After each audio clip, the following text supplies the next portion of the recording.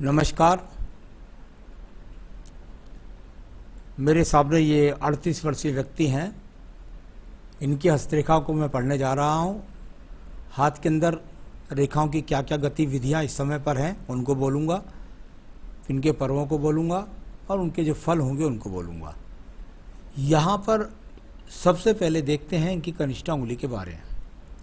कनिष्ठा उंगली ज्ञान की उंगली। ज्ञान की उंगली जब जब किसी व्यक्ति के सूर्य के प्रथम पर्व तक नहीं पहुंचती है, ऐसे व्यक्तियों को जीवन में संघर्ष अवश्य करना ही पड़ता है। यानी उनके जीवन में उतार चढ़ाव का सामना उनको अवश्य करना ही पड़ता है। ऐसे संकेत जब यहाँ बीच में गैप हो जाए, गहराई भी ज़्यादा सी हो जाए कुछ उंगली की, तब उनके जीवन में ऐसा होता ही होता है। वो अपने आप को रोक नहीं सकते। कुल मिलाकर के प्रथम पर्व मानसिक ठीक है, अपने ऊपर नियंत्रण रखने वाले व्यक्ति हैं।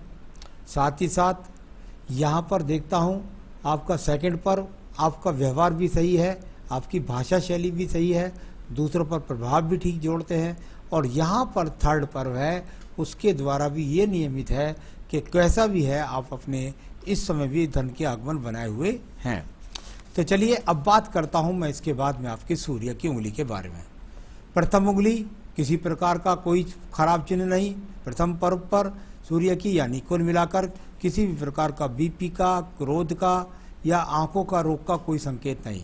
सेकंड पर्वत पर हल्की हल्की स्क्रैचेस यानी कि राज्य सरकार से लाभ सहयोग के संकेत नहीं दिखाई देते। और थर्ड पर्व यानी परिवार का सहयोग ये पूरी तरीके से दिखलाई पड़ता है। यहाँ पर बात करता हूँ मैं या आपकी शनि की उंगली के बारे में। थोड़ा सा टर्न लेकर के शनि की ढैया, शनि की 7.5 या आपके जीवन में जब जब आएंगी तब तब आपके जीवन में संघर्ष होगा। यानी आपको आर्थिक समस्या और साथ ही साथ रोग का सामना करना पड़ेगा। यहाँ पर एक हल्की सी ये स्क्रैचेस लग रही है, जरा सी माइनर सी। तो इस समय इतना कहूँगा कि थोड़ा सा अपने खान पान पर, नियमित शैली पर ध्यान रख के कोई रोग प्रवेश करना चाहता है।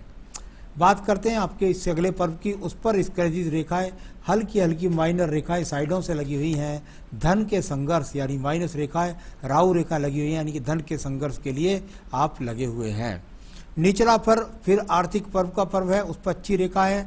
इनको हम मित्रवत रेखाएं भी इसलिए बोल देते हैं कि परिवार से सहयोग के लिए मित्रवत रेखाएं, ये परिवार से सहयोग के लिए ज़्यादा माना जाता है। कुल मिलाकर के परिवार से अच्छा सहयोग है। पीछे से उंगली भी आपकी सूर्य की और शनि की आपस में मिली हुई है, यानी अंत तक माता पिता की बुढ़ापे तक सेवा भी करेंगे।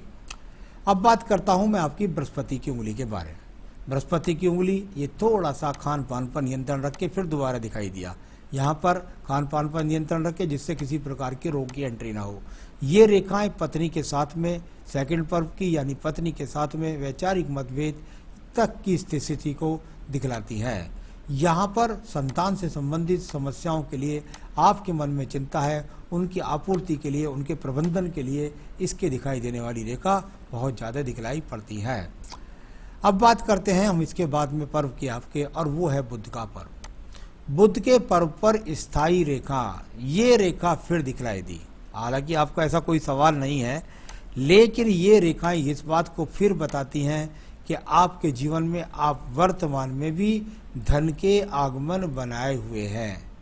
किस प्रकार से बनाए हुए हैं ये मैं आपकी भाग्य रेखा से बोलूँगा, लेकिन जैसे भी है वो धन के आगमन आप बना लेते हैं। इस प्रकार को देखने वाली रेखा है।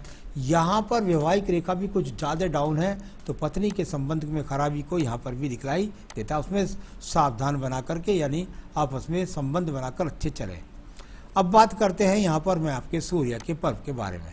सूर्य का पर्व और ये सहायक रेखा और ये ऊपर तक नहीं पहुँची, यानी जब तक ये शनि पर्व के नीचे नहीं पहुँचेगी जब तक इसका अच्छा लाभ नहीं मिलता। कभी कभी इतना लाभ मिल जाता है कि व्यक्ति थोड़े बहुत देर के लिए कोई संविदा की जॉब कर लेता है, उसका ये लाभ मिल जाता है। यहाँ पर एक हल्का सा एक्स का सा चिन्ह बन गया है, ये मछली का नहीं है, एक्स का ही चिन्ह है। यानी आपके जीवन में मेहनत के बाद भी सफलता न मिलने के योग को दिखलाने वाला ये खराब चिन्ह भी वहाँ पर मौजूद था।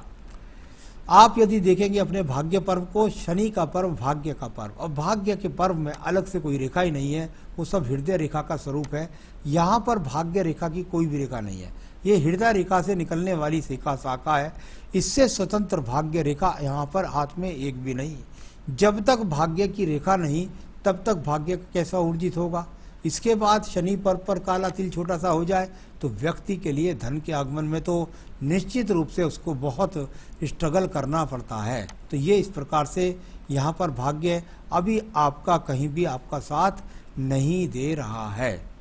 चलिए बात करता हूँ मैं इसके बाद में एक अगले पर्व की, जिसको बोलते हैं बृहस्पति का पर्व। बृहस्पति के पर्व से ईश्वर भक्ति की रेखा बिल्कुल दिखाई देती है। ये कर्म रेखा शनि पर्व को जाती है। मेहनत करता हूँ, उससे अपने धन का उपार्जन कर लेता हूँ, बस इस प्रकार की रेखा दिखलाई पड़ती है।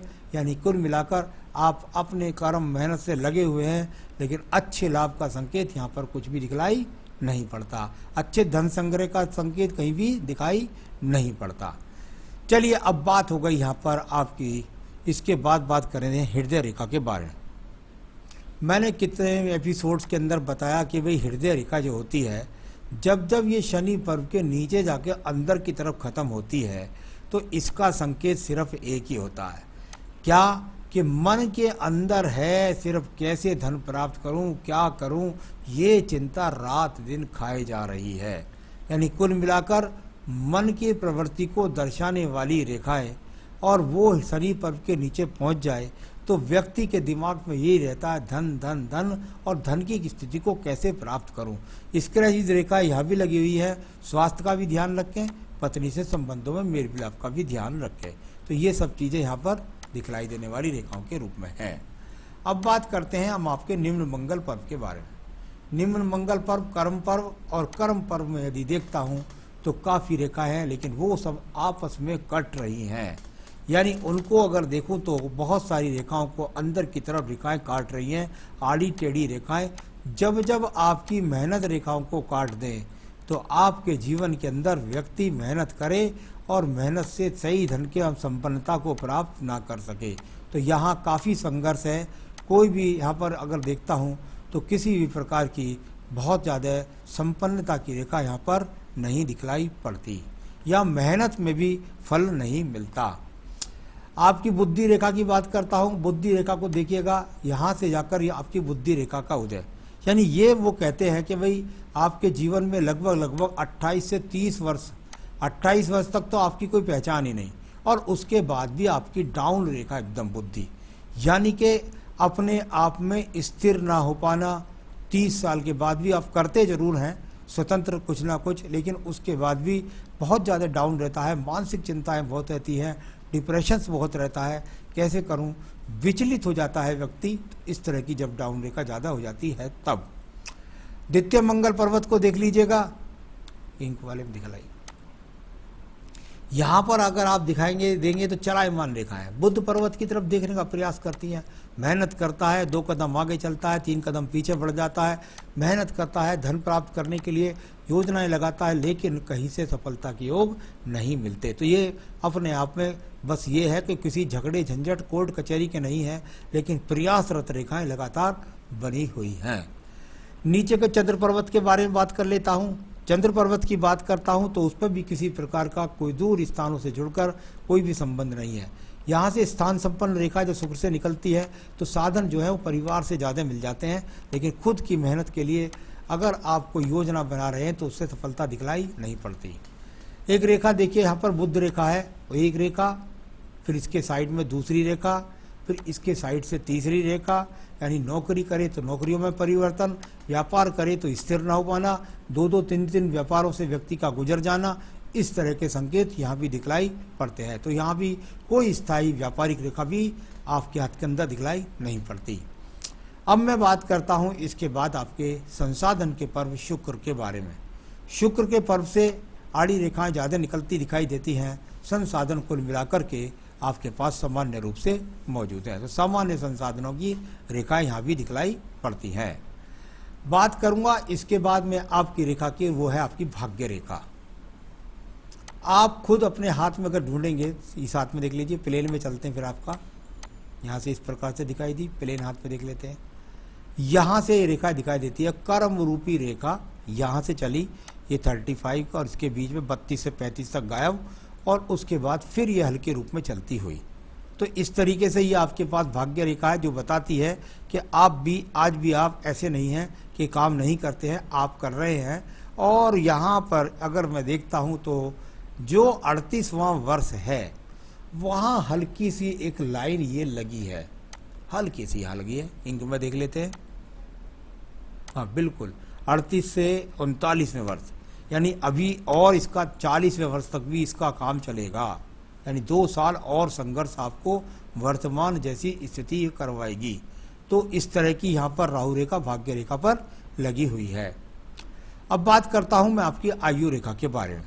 यहाँ पर अगर आयु रेखा की बात करूँ तो आयु रेखा आपकी लगभग जा करके ये 2 मुखी होगी। सबसे सुंदर बात है इस रेखा की ये, जब 2 मुखी आयु रेखा जीवन के अंत में हो जाए तो ये 60 साल के बाद हो रही है और उस समय के बाद जीवन के सभी संसाधन आपको प्राप्त होंगे, यानी उस समय बुढ़ापा आपका अच्छा होगा। आयु रेखा यहाँ पर लगभग 75 वर्ष की है। तो ये तो इस तरह से मैंने रेखाओं को पढ़ने का प्रयास किया, लेकिन सवाल के लिए मुझे कई एंट्री लेनी पड़ती हैं। इसको मैं प्लेन हाथ से और ज़्यादा पढ़ने का प्रयास करूँगा। नंबर 1 बात आपने पूछा भविष्य कैसा रहेगा।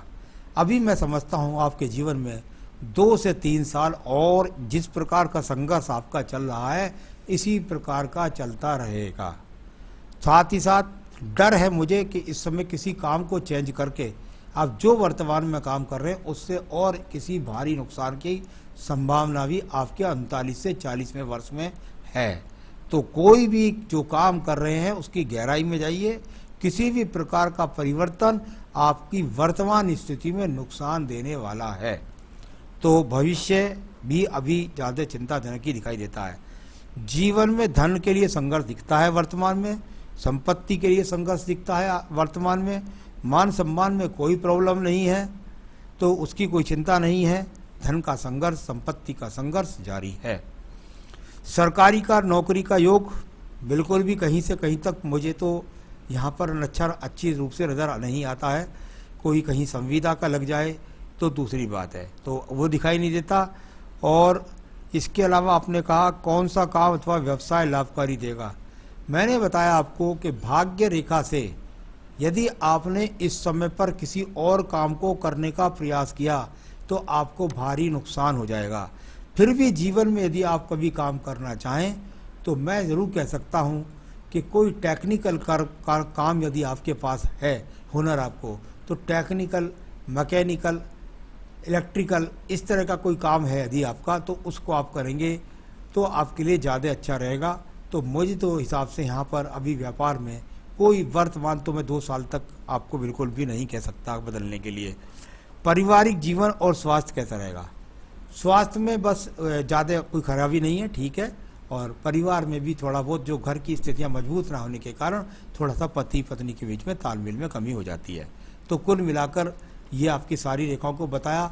जरूर मैं बताना चाहूँगा कि आपके जीवन के अंदर धन के अच्छे आगमन बने और आपके मजबूत रेखाएं बन के आपके जीवन की सब आवश्यकताओं को पूरी करें। उसके लिए आप क्या करें, संकट नाशन गणेश स्रोत का पाठ निश्चित रोजाना करें, संकट नाशन गणेश, और साथ में पढ़ें दारिद्र्य दहन स्रोत, दारिद्र्य दहन स्रोत। ये 2 लिंक मैं आपको भेज दूंगा, इनकी रोजाना पूजा करेंगे तो निश्चित रूप से आपके जीवन में कम से कम 6-8 महीने के बाद परिवर्तन के साथ अच्छा सब कुछ संपन्न आपको दिखलाई देने लगेगा। नमस्कार।